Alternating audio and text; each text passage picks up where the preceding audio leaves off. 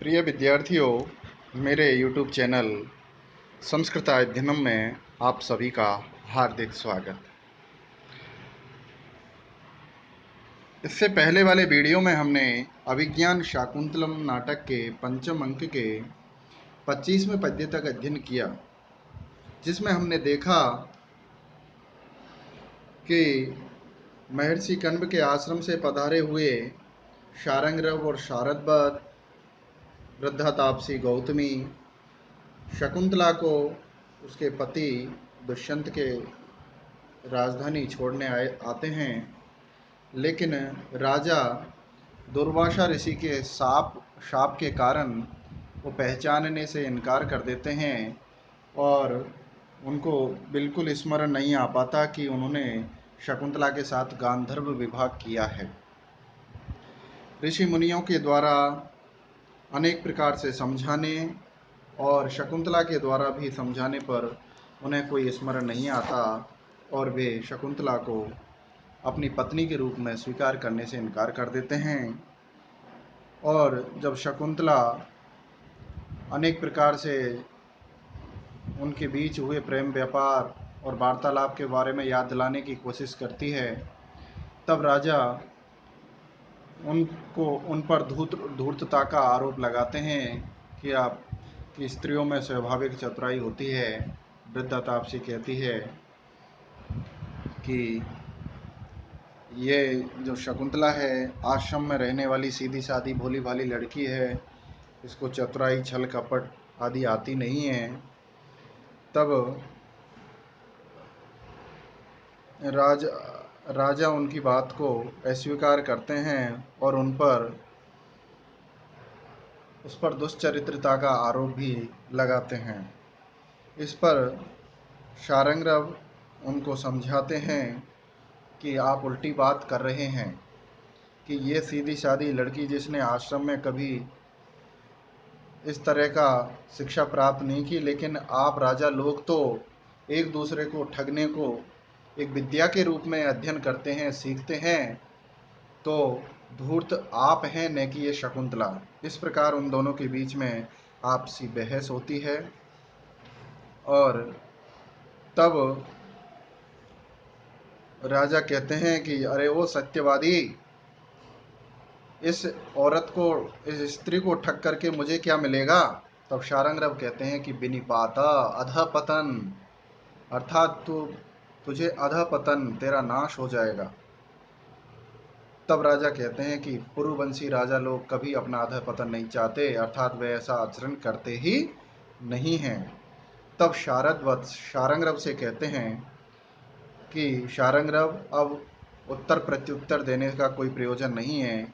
हमने गुरु के आदेश की पालना कर दी है। गुरु का आदेश था कि शकुंतला को उसके पति गृह छोड़ना है और उनकी ओर से जो संदेश था वो राजा को सुना देना है। जो हमारा काम हो गया, अब हम लौटते हैं। और इसलिए शारदवत कहते हैं, राजा को संबोधित करते हुए क्या कहते हैं, इसी का 26वें पद्य में वर्णन है कि तदेशा भवत कांता त्यज्य वायिनां गृहाण वा उपपन्ना हि दारेषु प्रभुता सर्वतोमुखी। तत् यानी तो, ऐशा यानी ये जो शकुंतला है, ये भवतः कांता, आपकी कांता है, अर्थात आपके द्वारा गांधर्व विवाह से विवाहित आपकी स्त्री है। इसलिए एनाम, इसको त्यज छोड़ो, वा अथवा ग्रहण करो, अर्थात इसको चाहे आप छोड़ो चाहे पत्नी के रूप में स्वीकार करो ही, क्योंकि दारेषु, स्त्रियों के विषय में पति की जो है वो सर्वतोमुखी प्रभुता, सभी प्रकार की प्रभुता, स्वामित्व उपपन्ना, ठीक ही है, अर्थात ऐसा माना गया है। अर्थात यह जो शकुंतला है यह आपकी स्त्री है, अब आप इसको छोड़ें या अपने पास रखें, क्योंकि पत्नी पर पति की सब प्रकार की प्रभुता स्वीकार की गई है लोक में, इसलिए अब हम इसको यहीं छोड़ करके जा रहे हैं। इस प्रकार शारदवत राजा से कहते हैं और वे वहाँ से चलने लगते हैं। इसमें तत्कालीन समय की सामाजिक परिस्थिति का वर्णन किया गया है। उस समय नारी अपने पति के स्वामित्व में रहती थी, वह स्वतंत्र रूप से कोई आचरण करने में समर्थ नहीं थी, इसलिए उस समय की सामाजिक परिस्थिति और नारी की स्थिति का यहाँ इसमें चित्रण किया गया है।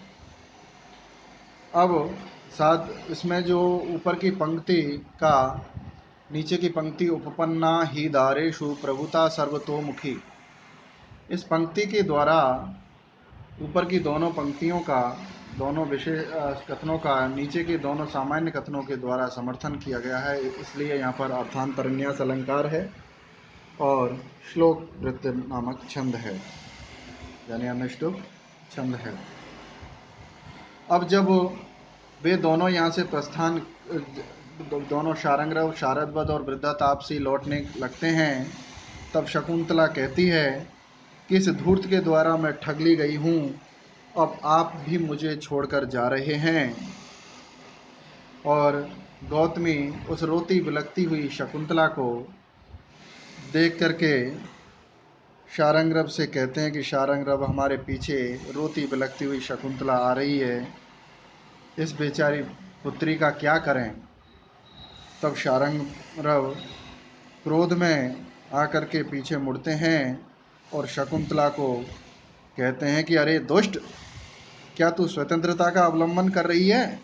अर्थात पहले तूने स्वतंत्रता का अवलंबन करके गांधर्व विवाह किया था और अब पति के विपरीत इस और हमारे कहने के, समझाने के बावजूद भी आप लोग नहीं मान रही हैं। तो इससे शकुंतला अंदर से कांप उठती है, डर जाती है। एक ऐसा है नारी की भांति वह विवश हो जाती है। तब शारंगरव शकुंतला से कहते हैं, क्या कहते हैं, इसी का वर्णन है कि यदि यथा वदति क्षितिपस्तथा त्वमसि किं पितुरुत्कलया त्वया अथ तु वेत्सि शुचिव्रतमात्मनः पतिकुले तव दास्यमपि क्षमम्। शकुंतला, क्षितपः यानी राजा, यथा वदति जैसा कहता है, अर्थात तेरे पर आरोप लगाया है कि तू दुष्चरित्र है। यदि राजा जैसा कहता है, तथा यदि वैसी त्वमसि तुम हो, तो उत्कलया अर्थात कुल मर्यादा को नष्ट करने वाली कुलंकिनी, त्वया तेरे से पितुः किम पिता को क्या करना, अर्थात अब तेरे को पितृकुल से कोई मतलब नहीं है। और अथा यदि इसके बाद तो यानी तो आत्मने अपने को व्रतम यानी अपने आचरण को तो शुचि पवित्र वेद से मानती है, अर्थात जो तू कह रही है कि राजा दुष्यंत ने तेरे साथ गंधर्व विवाह किया, ये सत्य है। तो पति कुले, तो पति के कुल में अर्थात इस राजा दुष्यंत के यहाँ पर तब आपका दास्यम अपि क्षमम, दासी के रूप में रहना भी ठीक है, योग्य है, उचित है। अर्थात अब तुझे निर्णय लेना है कि तुझे स्वयं को दुष्चरित्र साबित करना है या पतिव्रता स्त्री साबित करना है।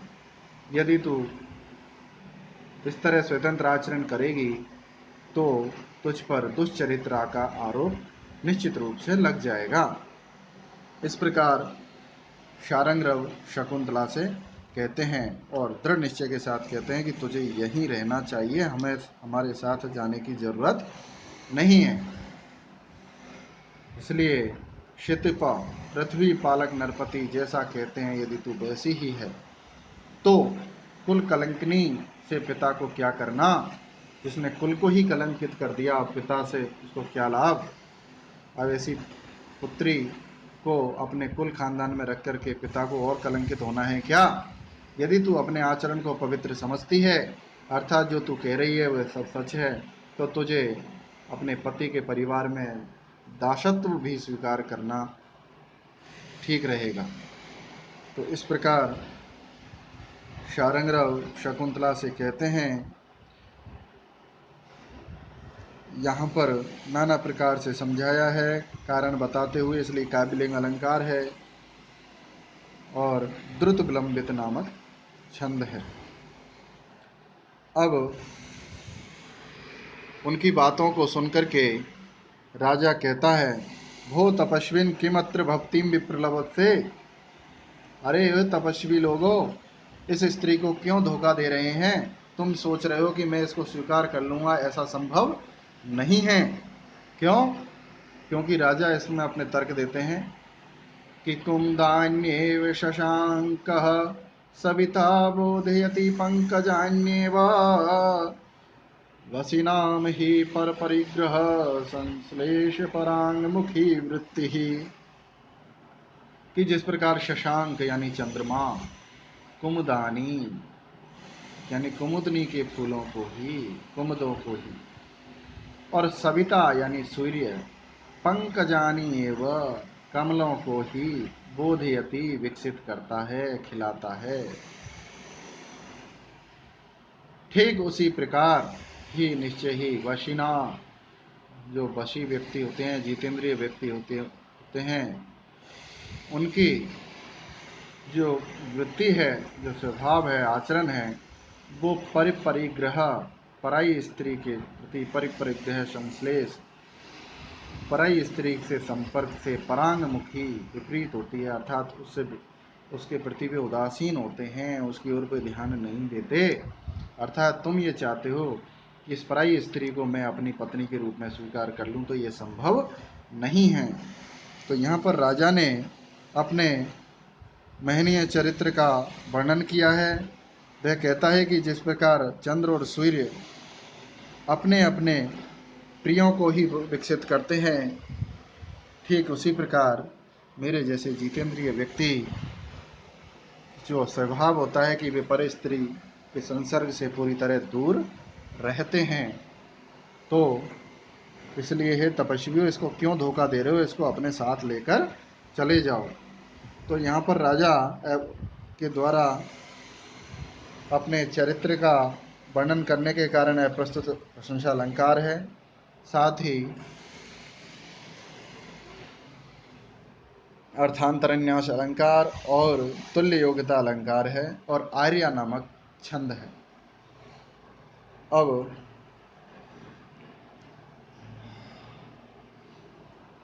जब वो दोनों निकलते हैं, निकलने के लिए चलते हैं, इतने में राजा अपने पुरोहित, राज पुरोहित से कहते हैं कि भवन्तम एव अत्र गुरु लाघवम पृच्छामि। अब मैं आपको ही पूछता हूँ कि मेरे लिए क्या शुभ है और क्या अशुभ। क्यों? क्योंकि राजा कहता है कि मूढ़ श्यामहमेशा वा वदेन मिथ्येति संशये दार त्यागी भवाम्याहो पर स्त्री स्पर्श पांशुलः। कि अहम मूढ़ श्याम, मैं मूढ़ता को प्राप्त हो रहा हूँ, अर्थात कुछ निर्णय की स्थिति में नहीं पहुंच रहा हूँ। अथवा ऐसा यानी ये जो स्त्री है, ये मिथ्या बदेत, मिथ्या झूठ बोल रही है। इति संशय, इस संशय में मैं दार त्यागी भवामी, मैं अपनी पत्नी का त्याग करने वाला तो नहीं हो जाऊंगा। आहो अथवा, और यदि मैं इसको स्वीकार करूं तो पर स्त्री स्पर्श पांशुला, तो पराई स्त्री का स्पर्श करने से मैं अपवित्र यानी मेरे चरित्र पर कलंक लगा बैठूंगा। तो मुझे इस विषय में क्या करना चाहिए गुरुदेव? मेरे लिए यथोचित मार्गदर्शन कीजिए कि मैं इस विषय में मूढ़ता का सब प्राप्त हो रहा हूँ कि यह असत्य भाषण कर रही है, या फिर मैं मूढ़ता को प्राप्त हो रहा हूँ। अर्थात यदि मैं मूढ़ता को प्राप्त हो रहा हूँ तो मैं अपनी पत्नी का त्याग का दोषी हो जाऊंगा। और यदि ये सत्य बोल रही है, यदि ये झूठ बोल रही है और मैं इसको पत्नी के रूप में स्वीकार कर लेता हूँ, तो मैं पर स्त्रीगामी का कलंक मेरे कुल खानदान, मेरे साथ साथ मेरे कुल खानदान पर लग जाएगा, जो बहुत बड़ा अपयश का कारण बनेगा। इसलिए हे गुरुदेव, इस विषय में मेरा यथोचित मार्गदर्शन आप करें।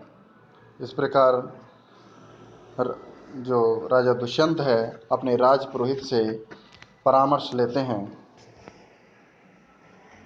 तब जो राजपुरोहित हैं वे कहते हैं कि यदि ऐसी बात है राजन, तो आप ऐसा करें कि ये जो स्त्री है, ये शकुंतला है, ये संतान उत्पत्ति तक मेरे घर पे रहे। और जैसा कि आपको पहले महात्माओं के द्वारा बताया हुआ है कि आपके जो सर्वप्रथम पुत्र होगा वह चक्रवर्ती सम्राट होगा, चक्रवर्ती सम्राट के लक्षणों से युक्त होगा। तो यदि इस शकुंतला के जो पुत्र होता है, जो संतान होती है, यदि वह चक्रवर्ती लक्षणों से युक्त होगी, तो आप इनको आदरपूर्वक अपने अंतःपुर में प्रवेश करा दीजिएगा, अर्थात इसको अपनी रानी स्वीकार कर लेना। और यदि वह चक्रवर्ती लक्षणों से युक्त नहीं हो तो इसको आदर सहित इसके पिता ऋषि कण्व के आश्रम में छोड़ देना ही उचित रहेगा। इस प्रकार राजपुरोहित राजा दुष्यंत को परामर्श देते हैं। तब राजा कहते हैं कि ठीक है गुरुवर, जैसा आपको उचित लगे वैसा करें। तब राजपुरोहित कहता है कि पुत्री, शकुंतला को संबोधित करते हैं कि पुत्री मेरा अनुगमन करो, अर्थात मेरे पीछे पीछे आओ, मेरे घर चलते हैं।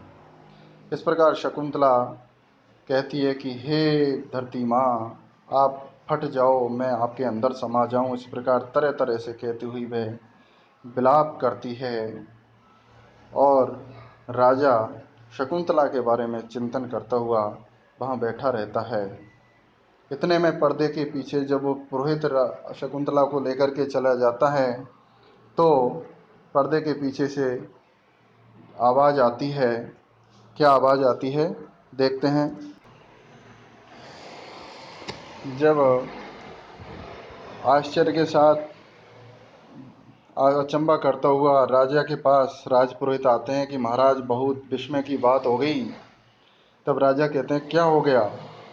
तब राजपुरोहित कहता है, क्या कहते हैं, इसी का इस पद्य में वर्णन किया गया है कि सानिन्दन्ति स्वानि भाग्यानि बाला बाहोत्क्षेपं क्रन्दतं च प्रवृत्ता स्त्रीसंस्थानं चाप्सरस्तीर्थमारादुत्क्षिप्येनां ज्योतिरेकं जगामा। कि बाला बाला वह स्त्री, अर्थात वह शकुंतला, स्वानि भाग्यानि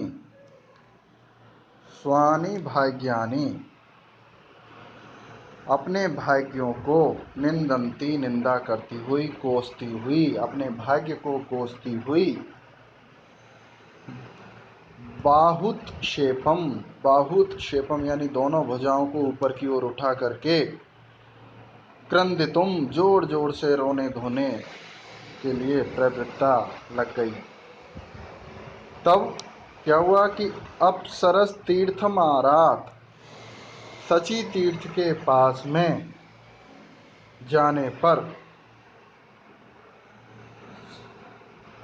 अप्सरस तीर्थमारात सची तीर्थ के पास में, स्त्री संस्थानम एक स्त्री की आकृति जैसी, एकम ज्योति एक तेज रोशनी हुई, और एनाम उस शकुंतला को, उस स्त्री को, उस युवती को उत्क्षिप्य यानी उठा करके जगाम च ले गई।